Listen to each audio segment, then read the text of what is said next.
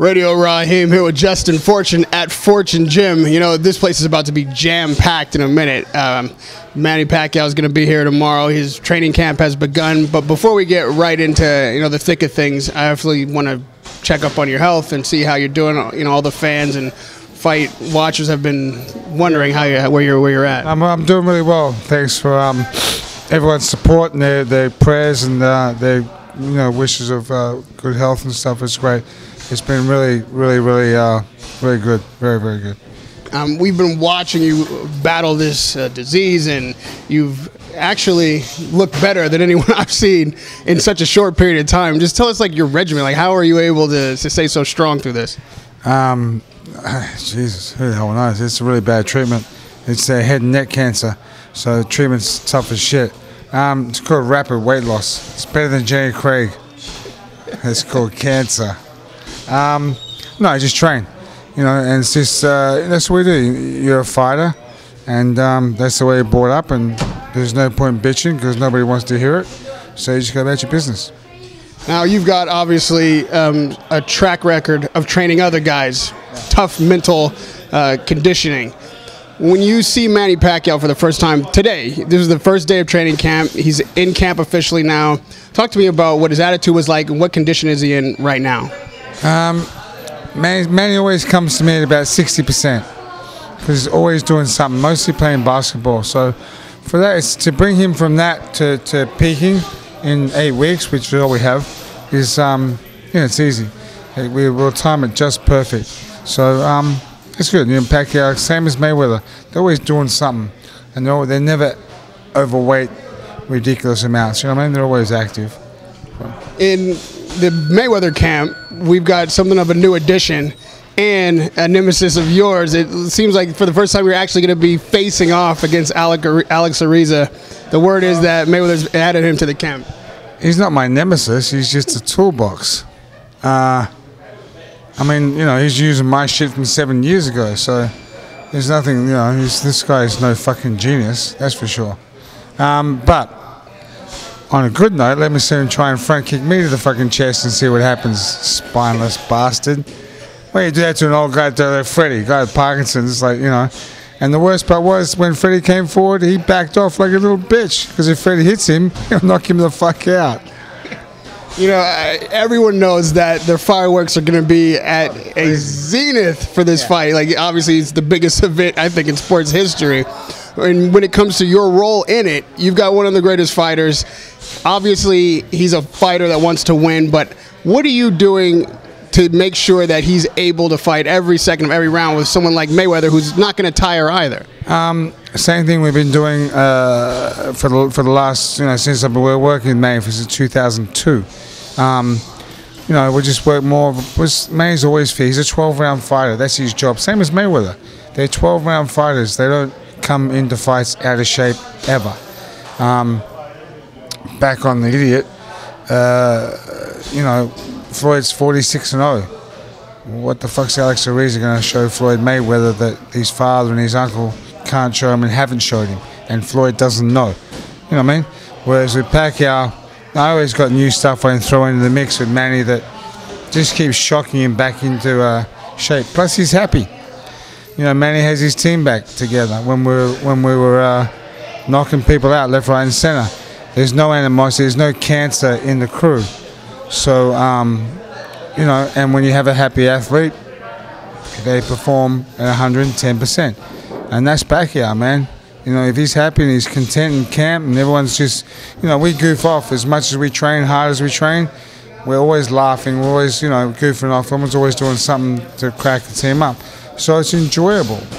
It's not just a chore, you know what I mean? That gets mundane and monotonous, and that's it. That's where you falter. A lot of people don't know this. Obviously, a lot do. That you and Manny and Freddie together are undefeated. You guys have never lost a fight with that team in the corner. Yeah.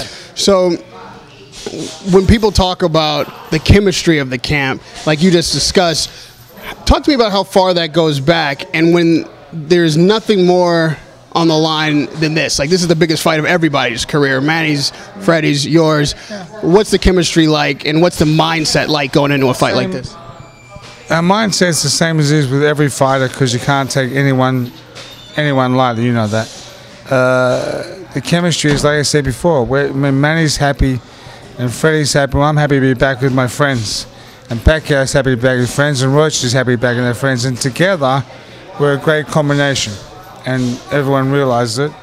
And we work well together, you know. And, you know, we just, you know, Freddie's game plan, I put him into shape. Freddie's got the game plan and the boxing knowledge and all that. And away we go. You know, the fight fans always want to see knockouts. It doesn't matter who's in the ring. A lot of people feel like Manny Pacquiao is going to have to get a knockout to win this fight. First of all, do you agree with that? Why or why not? And then, not at all. I mean, not at all. You know, and as far as knockouts go at that level of fighting, these are world champions. These are world title fights. Knockouts are hard to come by because these guys don't want to get knocked out. They're either world champions or fighting, or they're number ones. You know, this is not, this level is very difficult to start cracking people, knocking people out. It doesn't happen that often. We're going to assume that Manny's going to be fighting a pressure fight. I mean, that's certainly his game. Pressure fight, you know, always. So are you working on anything in particular to bring more punching power? Not that he lacks any, but are you focusing at all on punching power? No, we always focus on punching power and just upping his speed a bit, but he's fast anyway, and he cracks like crazy. He can really, really punch. You know, I was surprised how hard he really punches for a 47-pounder. So, I mean, I don't really think Floyd punches that hard, although Floyd is an unbelievable athlete and fighter, and never ever to be underestimated. But I know he doesn't punch as hard as Pacquiao, that's for sure. Freddie said that he believes that Floyd Mayweather's legs are gone. You know, Cotto was able to catch up with him and rough him up when he was getting him on the ropes. That was Maidana. So do you think that Pacquiao can be in better condition than Floyd, or is maybe allowing Pacquiao to pressure him and catch him in the corner? Is that something, is Pacquiao's legs fresher than Floyd's? Well, Manny's a pressure fighter, you know, that you've seen the way he is, but and he comes from all angles and stuff.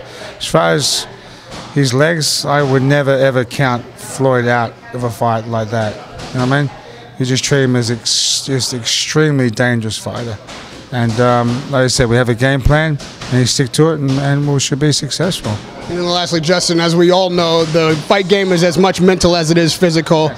Mayweather is a master of mind games. Maybe that has something to do with why Ariza's in the corner in the first place. How's that? It's a mind game. No one likes the fucking guy. So as far as putting a cancer into your camp, and that no one is, and everyone in our camp is happy to get rid of the guy, and no one liked him, where's the mind game? I'm just sort of, I fail to see where the mind game is there, because throwing that idiot out really was the best thing that ever happened in this camp, because Pacquiao's been better in shape, unbelievable, better in shape, and happier, and winning his last fights. The last 3 fights, he's just fucking cleaned up, you know. And Bradley, I mean, Timothy Bradley is no bum, not by a long shot. So, you know, I fail to see where the mind game is bringing someone like Alex Ariza into camp. What's he going to show Floyd? You know what I mean? And like I said, they got rid of the guy. It was just bad karma, bad. So you put him into Floyd's camp. Good luck. That killer instinct question is going to remain. Neither one of these guys have, you know, been knocking a lot of people out recently, but, you know, for the record, Manny, you know, has more knockouts recently, certainly in the last 2 years, than Floyd does. Yeah. Are you? I mean, listen, it's the same. They look at the level they're fighting and look at who they're fighting. Knockouts don't come that easy anymore. You know what I mean? So it's not just that. I disregard that. I just don't like when people say that. Well, you need a knockout. You know, you got to knock someone out. It's like, really?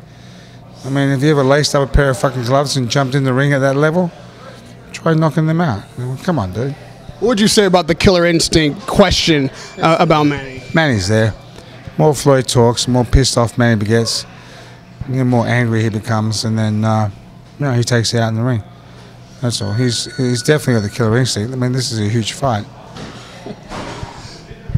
Justin, it's a pleasure to talk to you. I'm glad that you're doing well. Sound right yet? Is the cameraman doing a better job? The cameraman is doing a better job. You know, they just have to make me look good. You're easy. That's the problem. You look like shit, mate.